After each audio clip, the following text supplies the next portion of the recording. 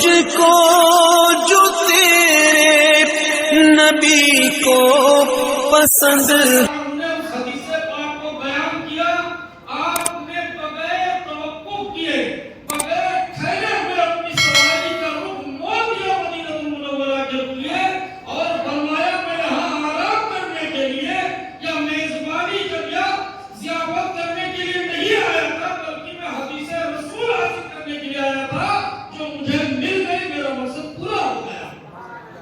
یہ سفر اتنا مشکل سفر کرنے کے لیے کہ حدیث پاک کے لیے مجھے صحابہ اکرام ہمارے بزرگان دین ایک حدیث پاک کے لیے سمجھے یہاں بلایا جاتا ہے لوگوں کو، آؤ ہم تمہیں سکھا رہے ہیں، علم دین سکھا رہے ہیں، شریعت سکھا رہے ہیں، سنت سکھا رہے ہیں، لوگ بھاگ رہے ہیں، قریب نہیں آنا چاہتے کہ ایک پکڑ کر کچھ بتا کر دیں کہ شریعت کا مسئلہ نہ سکھا دیں.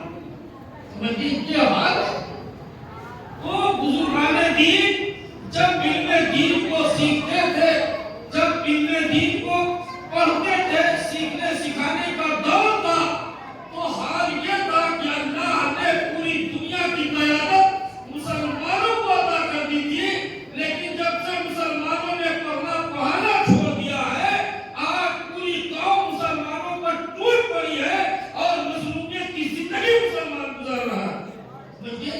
یہ علم سے دوری کی وجہ سے، یہ علم سے دوری کی وجہ ہے کہ آج ہم جو ذلیل و رسوا ہیں، آج ہمیں جاہل کہنے کی پکارتی ہے دوسری کو. میں آپ کو احساس ہے کہ یہ مسلمان کو کیا ہے نہیں جانتے دنیا میں کیا ہو رہا ہے. علم ہی ہے جو انسان کو بلند کرتا ہے، سمجھئے علم ہی ہے بلندی کا راستہ.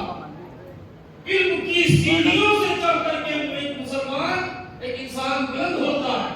یہ علم ہی ہے کہ سینکڑوں میل نیچے پیٹرول اور ڈیزل کو انسان پتہ کر لیتا ہے.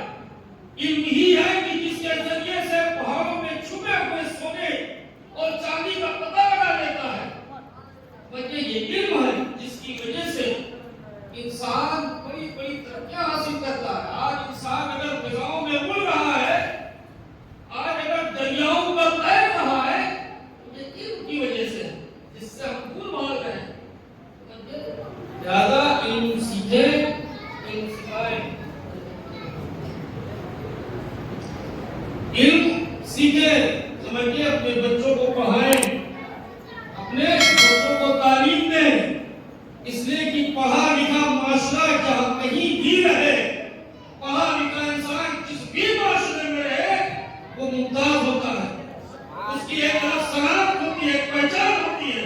اور جاہل آدمی چاہے کتنی بھی ترقی کر لے، کتنا ہی پیسہ کما لے، کتنا ہی بڑا مالدار بن جائے، لیکن معاشرے میں اس کا علم و وقار نہیں ہو سکتا ہے.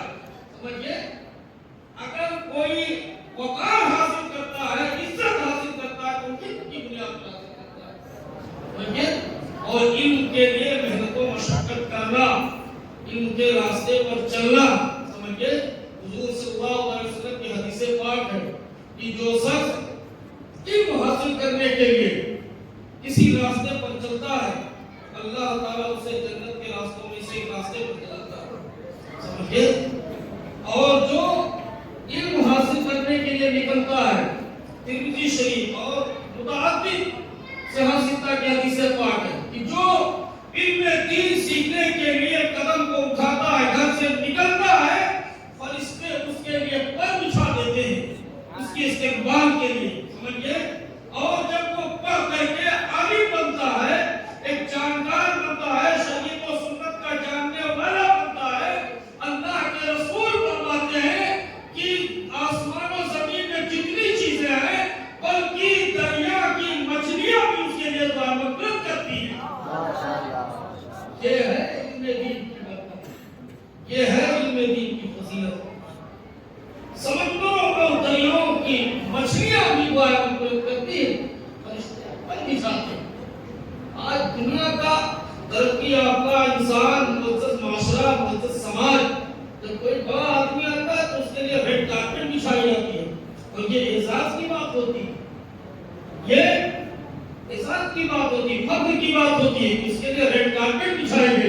لیکن جب طالب علم حاصل کرنے کے لیے گھر سے نکلنا ہے تو ریڈ کارپیٹ نہیں بلکہ فرشتے اپنا بازو بچھا دیتے ہیں طالب علم کے لیے،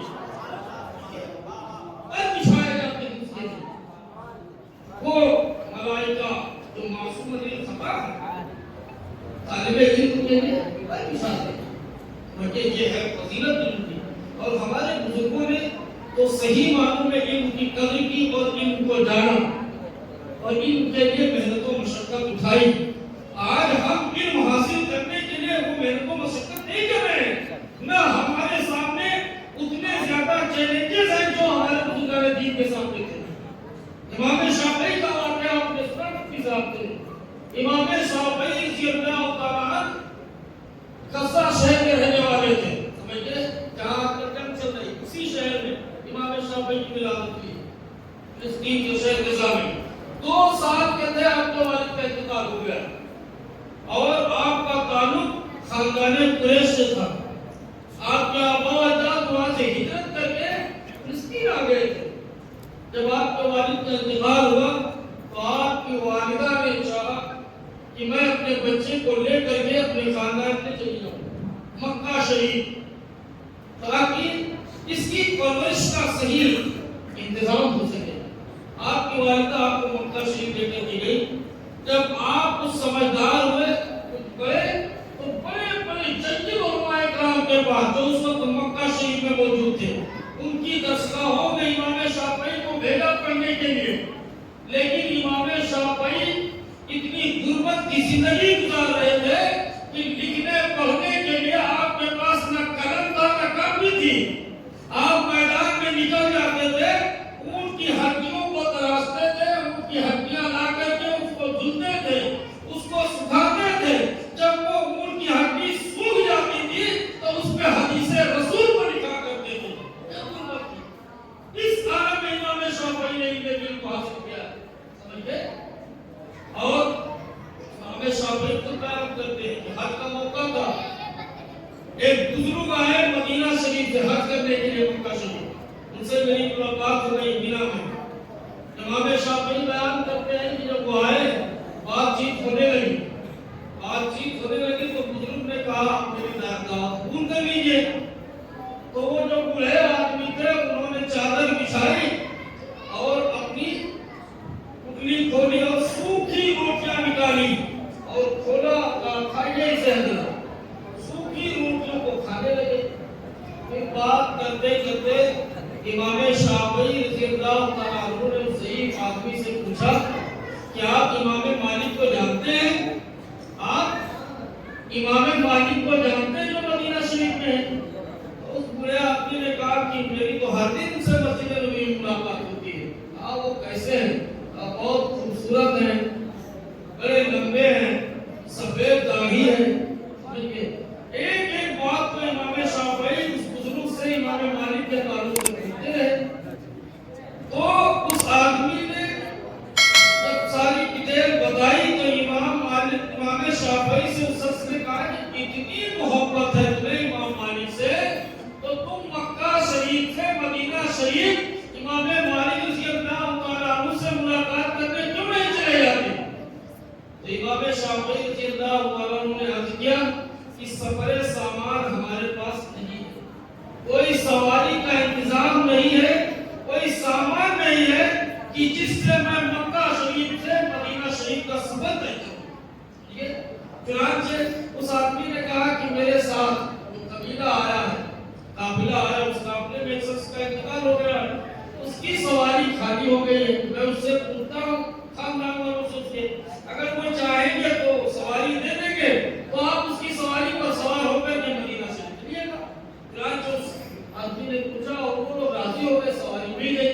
امام شافعی اس اونٹ پر سوار ہو کر کے مکہ شریف سے مدینہ شریف کا سفر طے کرتے ہیں صرف اور صرف امام مالک کی زیارت کے لیے، امام مالک کی ملاقات کرنے کی طرف سے. جب آپ مسجد نبوی کے قریب پہنچے، مسجد نبوی میں گئے تو نماز کا وقت تھا، عصر کی نماز ہو رہی تھی. آپ نے وضو کیا اور نماز میں شامل ہو گئے. امام مالک رضی اللہ تعالیٰ عنہ کہ ہزاروں شاگرد پوری مسجد نبوی بھری ہوئی تھی، امام مالک بیٹھ گئے اور حدیث رسول سنانے لگے، حدیث رسول اپنے شاگردوں کو لکھوانے لگے۔ اب سارے شاگرد جو تھے امام مالک کے، ان کے پاس تو قلم تھا، کاغذ تھا، وہ حدیث رسول کو لکھ رہے تھے، لیکن امام شافعی کے پاس قلم کاغذ نہیں تھا، لکھنے کے لیے بے چین تھے کہ میں بھی حدیث رسول کو لکھوں، حدیث رسول کو سیکھوں، لیکن چونکہ نہ قلم ہے نہ کاپی ہے تو لکھیں کیسے؟ چنانچہ ایک تکہ پڑا تھا، ایک تکہ اٹھایا اور اسی سے اپنی ہتھیلی پر جو ہے اس تکے سے کچانا شروع کر دیا، لکھنا شروع کیا تاکہ لکھنے والوں سے میری مشابہت ہو جائے۔ تو جب امام مالک حدیث پاک کا املا کرا چکے، لکھا چکے، محفل ختم ہوئی، نماز کا وقت ہو گیا، سارے لوگ وضو کرنے چلے گئے، تو امام شافعی رحمۃ اللہ علیہ کا وضو تھا، وہ بیٹھے رہے۔ امام مالک کی نظر جب آپ پر پڑی تو بلایا، کہا کہ تم کیا کر رہے تھے؟ کہا حضرت میں اپنے طریقے سے اپنی ہتھیلی پر حدیث رسول لکھ رہا تھا جو آپ پڑھ رہے تھے۔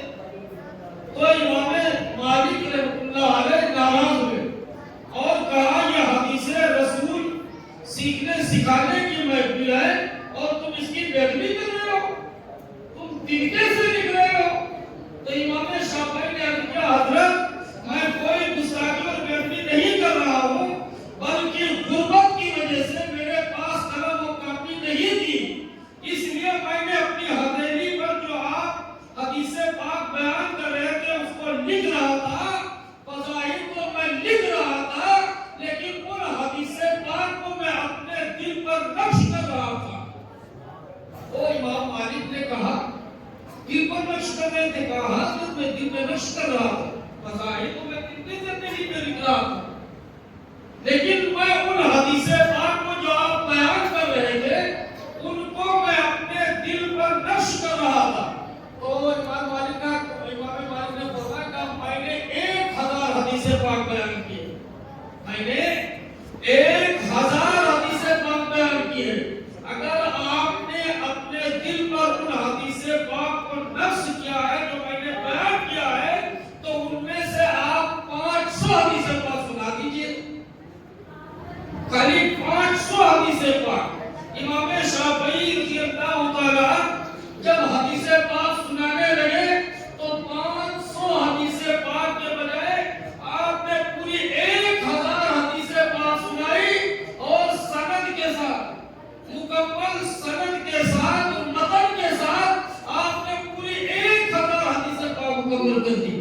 سمجھئے جب آپ نے 1000 حدیث پاک مکمل سنا دی تو امام مالک رضی اللہ عنہ نے آپ کے لیے دعا فرمایا اور کہا ہے بیٹے میں دیکھ رہا ہوں کہ ایک وقت ایسا آئے گا کہ تو ایک قوم کی امامت کرے گا اور تو وقت کا امام بنے گا، اور وہی ہوا ہے کہ امام شافعی رحمۃ اللہ تعالیٰ نے ایک وقت آیا کہ آپ قوم کے امام بنے، چاروں اماموں میں سے ایک آپ ہیں اور آپ کے مقلدین پوری دنیا میں پھیل گئے۔ یہ ہے حدیث رسول کی برکت، سمجھے؟ وہی امام شافعی جن کے پاس نہ لکھنے کے لیے قلم تھا نہ کاپی تھی، لیکن اس کے باوجود اتنی غربت میں رہ کر کے، اتنی مفلسی میں رہ کر کے آپ نے علم دین کو سیکھا اور لوگوں کو سکھایا۔ آج امام شافعی کو دنیا سے گئے ہوئے ہزاروں سال گزر گئے ہیں، لیکن جب بھی ان کا نام آتا ہے امت مسلمہ کا سر ان کی تعظیم میں جھک جاتا ہے۔ یہ ہے علم دین کی برکت، یہ ہے علم شریعت کی برکت۔ کتنے لوگ تھے ان کے زمانے میں، کوئی بتا سکتا ہے کہ اس وقت کا خلیفہ کون تھا؟ کوئی بتا سکتا ہے اس وقت کے بادشاہ کا نام؟ اس وقت کے عمرا کون لوگ تھے؟ دنیا سارے لوگوں کو بھول گئی، خلیفہ کو بھول گئی، بادشاہ کو بھول گئی، لیکن امام شافعی کو لوگ آج بھی یاد رکھے ہیں، اس نے قیامت تک یاد رکھیں گے۔ یہ برکت ہے علم دین کی، یہ علم کی برکت ہے۔ تو علم دین، علم شریعت انسان کو ہمیشہ زندہ رکھتا ہے، اگرچہ انسان دنیا سے چلا جائے۔ بڑے بڑے علماء کرام، بڑے بڑے عالم دین جو مفلسی اور غربت میں رہ کر کے علم دین کو سیکھا اور سکھایا، لوگ دنیا داروں کو بھول گئے، لیکن ان کے علم کی برکت کی وجہ سے آج ان کا نام چاند کے طرح ان کو جگمگا تھا۔ تو لہذا علم دین کو سیکھیں، سکھائیں، شریعت کو سمجھیں، حضور کی سنت کو سیکھیں، سمجھے۔ اور اب تو کوئی دقت ہی نہیں سیکھنے سکھانے کی، آپ کے پاس زیادہ ٹائم نہیں ہے دارالعلوم میں جا کر کے کیا آپ دارالعلوم میں جائیں، اپنا وقت دیں، سمجھے 8 سال 9 سال سے نہیں ٹائم ہے آپ کے پاس، آپ آئیے مغرب سے عشاء تک 1 گھنٹے کے لیے۔ اور یہاں جو قاری صاحب سکھاتے ہیں، پڑھاتے ہیں، وہ صرف طریقہ بتاتے ہیں کہ آپ کو ایسے پڑھنا، ایسے سیکھنا ہے، سمجھے، وہ طریقہ بتاتے ہیں۔ باقی اگر آپ کو علم حاصل کرنا ہے تو آپ خود سے مطالعہ کیجیے، یہ طریقہ بتاتے ہیں آپ کو، سمجھے۔ تو یہاں آنے پر آپ کو طریقہ معلوم ہوگا کہ دین سیکھا کیسے جائے، سمجھے، کتابوں کا مطالعہ کیسے کیا جائے۔ اس لیے میں لوگوں سے اپیل کرتا ہوں کہ آئے سیمینر پر علم کو حاصل کریں، ورنہ کتنے ایسے لوگ تھے یا کتنے ایسے لوگ ہیں آج بھی جو بچپن سے عبادت کر رہے ہیں، سمجھے، نماز پڑھنے کا طریقہ نہیں معلوم ہے، سمجھے، ان کو نہیں معلوم ہے کہ رکوع کیسے کیا جاتا ہے، اور پھر ہم اپنی قوم سے کہیں علم حاصل کرنے کے لیے، جبکہ قرآن کی پہلی آیت جو نازل ہوئی ہے وہ تعلیم کے تعلق سے ہے نا۔ اقرأ بسم ربک الذی، اللہ نے جو پہلی آیت کریمہ اپنے نبی پر نازل فرمائی وہ تعلیم کے تعلق سے نازل فرمائی، سمجھ گئے۔ تو جس کی ابتدا ہی اقرا سے ہو، تعلیم سے ہو، اور وہ قوم تعلیم میں اور علم میں پچھڑ جائے تو اس سے افسوس کی بات نہیں ہو سکتی۔ بھائی اللہ تبارک و تعالیٰ بجائے اقرا، بجائے تعلیم، بجائے علم والی آیت نازل فرمانے کے حکم دے دیتا، اے میرے بندو عبادت کرو، پہلے یہ نازل فرما دیتا، اے میرے بندو عبادت کرو، عبادت کی آیت نازل فرماتا، جو کہ مقصد تھا انسان کی تکلیف کا پیدائش کا۔ اللہ رب العزت نے اقرا کی آیت کریمہ، تعلیم کی آیت کریمہ سب سے پہلے نازل فرما کر کے امت مسلمہ کو یہ حکم دے دیا کہ سب سے پہلے تم تعلیم حاصل کرو، تعلیم جب حاصل کر لو گے تو اس کے بعد عبادت کرو گے تو عبادت قابل قبول ہوگی۔ پہلے علم حاصل کرو پھر عبادت کرو، پہلے علم حاصل کرو پھر جہاد کرو، پہلے علم حاصل کرو پھر روزے رکھو، پہلے علم حاصل کرو پھر جہاد کرو، سمجھے۔ اسی لیے اللہ نے سب سے پہلے حج کی آیت کریمہ نہیں نازل فرمائی ہے، نہ نماز کی آیت کریمہ، سب سے پہلے 5 آیتیں نازل کی اللہ رب العزت نے علم کے تعلق سے، جو سب سے پہلی وحی ہے حضور پر نازل ہونے والی۔ اس سے بھی تعلیم کی اہمیت کا اندازہ ہو جانا چاہیے، ہمیں سمجھ لینا چاہیے کہ تعلیم کی کیا اہمیت ہے۔ تو علم دین سیکھیں اور اپنے بچوں کو سکھائیں، جو لوگ سمجھتے ہیں کہ چلو ایسے ہی چلتا رہے گا، ہماری زندگی کٹ گئی، ہمارے بچوں کی کٹ گئی، پھر بات جان لیں اب وہ دور نہیں رہا۔